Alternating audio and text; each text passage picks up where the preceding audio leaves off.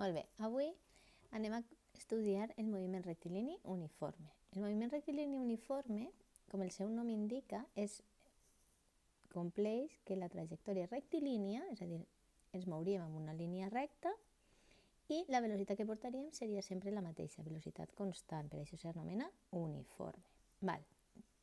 Com ja vam dir l'altre dia, hi havia diferents tipus de velocitat. La velocitat instantània i la velocitat mitjana. Com que ara la velocitat sempre és la mateixa perquè és constant, podem igualar velocitat instantània a velocitat mitjana. És perquè sempre serà la mateixa. I quina fórmula havíem estudiat? Doncs la fórmula de la velocitat mitjana, que era distància recorreguda dividit del temps que ens costa fer aquest recorregut. Molt bé. A partir d'aquesta fórmula ne podem obtenir dos de diferents.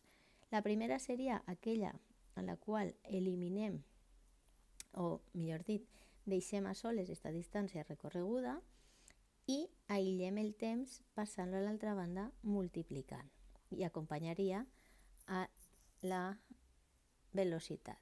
I ens quedaria aquesta fórmula que hem requadrat així de color roig, distància és igual a velocitat per temps. Distància recorreguda en unitats del sistema internacional ho expressem en metres, velocitat l'expressem en metres segon i el temps l'expressem en segons. Això no vol dir que en algun enunciat ens donen alguna d'aquestes unitats en diferents, alguna d'aquestes magnituds en diferents unitats. Pot ser quilòmetres, pot ser quilòmetres hora, pot ser segons, hores o minuts. Molt bé. Si per una casualitat ens demanaren calcular el temps, agafem este temps i com no el podem deixar a soles en el denominador, el que hauríem de fer és passar-lo al numerador i intercanviar-lo amb la magnitud velocitat, de manera que ens quedaria esta formuleta que tenim així. Temps és igual a distància recorreguda a partir de la velocitat, però és molt estrany que ens puguen demanar aquesta magnitud. Una volta ja tenim aquesta fórmula de la distància, ens pot servir per a saber la distància que ha recorregut un objecte si coneixem la velocitat que portava i el temps que li ha costat fer aquest recorregut. Per tant, simplement seria substituir en aquesta fórmula. Ara, a continuació, el que anem a conèixer és la diferència entre la posició i la distància recorreguda. En l'apartat 1 ja vam veure un poquet d'aquestes dues magnituds, però ara el que anem a fer és relacionar-les. El primer que necessitem per a poder descriure un moviment és establir un sistema de referència. Què és un sistema de referència? És posar-li l'origen en un lloc determinat. Nosaltres, en aquest exemple, el que hem fet és posar l'origen en casa de Joan. És a dir, casa de Joan és el punt 0, el punt inicial. No inicial, sinó el punt 0. I a partir d'ahí, totes les distàncies que n'hi ha des de casa de Joan allunyant-nos de sa casa seran valors numèrics. És a dir, així tenim els 10 metres, a 20 metres de casa de Joan tenim casa de Pere, que està a la posició 20, i conforme anem allunyant-nos, anem posant marques de cada 10 metres, 30 metres, 40 metres, i resulta que als 50 metres de casa Joan tenim l'institut.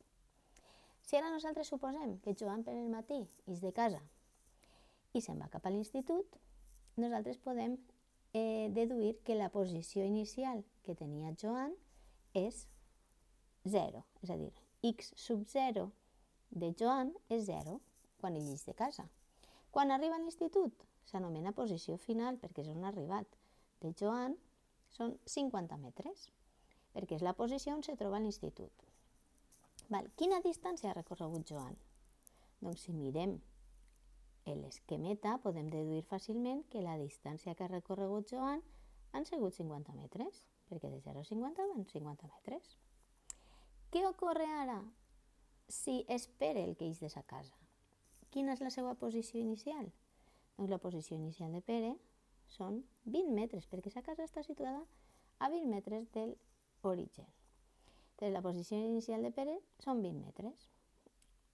Pere també se'n va a l'institut, doncs la seva posició final, igual que la de Joan, la de Pere, són 50 metres. Quina distància ha recorregut Pere? Ha recorregut 50 metres? No, perquè ell no ha eixit del punt 0, ell ha eixit del punt 20. La distància que ha recorregut Pere són 30 metres. 10 metres ací, 10 metres ací i 10 metres ací. Val? Nosaltres aquestes deduccions les podem fer pensant, però també les podem traslladar a una fórmula. Val? Per tant, tenim la distància que ha recorregut cada un d'ells vindrà donada per la següent resta. És a dir, si restem les posicions finals a les posicions inicials de cada un d'ells, podem obtenir aquesta distància que nosaltres hem deduït que havien recorregut cada un d'ells. Per tant, Joan, la posició final a la que ha arribat ha sigut 50. Per tant, posició final de Joan, 50. Menys la posició inicial de Joan és 0. Si restem a 50 i restem 0, ens dona aquesta distància que ja havíem deduït que havia recorregut. Pere. Quina és la posició final de Pere? 50. Quina és la posició inicial? 20 perquè és de sa casa i està marcat a 20 metres de l'origen, que és el 0. Ara, si restem aquests dos valors, 50 menys 20, ens dona exactament aquests 30 metres que havíem deduït que recorria Pere. Molt bé. D'ací podem fer una deducció, que quan la posició inicial del moviment coincideix amb el 0, amb l'origen, la distància que recorre l'objecte o la persona coincideix amb el valor de la posició final. Però això sols passa quan x sub 0 és igual a 0. I així ho tenim. La distància recorreguda coincidirà amb la posició sempre que la posició inicial és igual a 0. Val? És a dir, D, distància recorreguda, serà igual a posició final si x sub 0 és igual a 0. Sols en aquest cas concret. Val?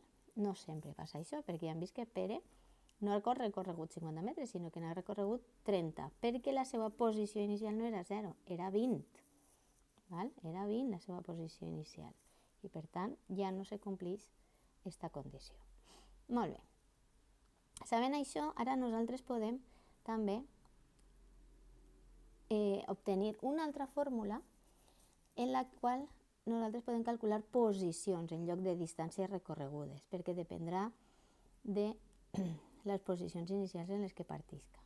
Entonces, si hem deduït que la distància la podem calcular fent una resta de les posicions, posició final menys posició inicial, nosaltres això ho podem traslladar a la fórmula que teníem abans.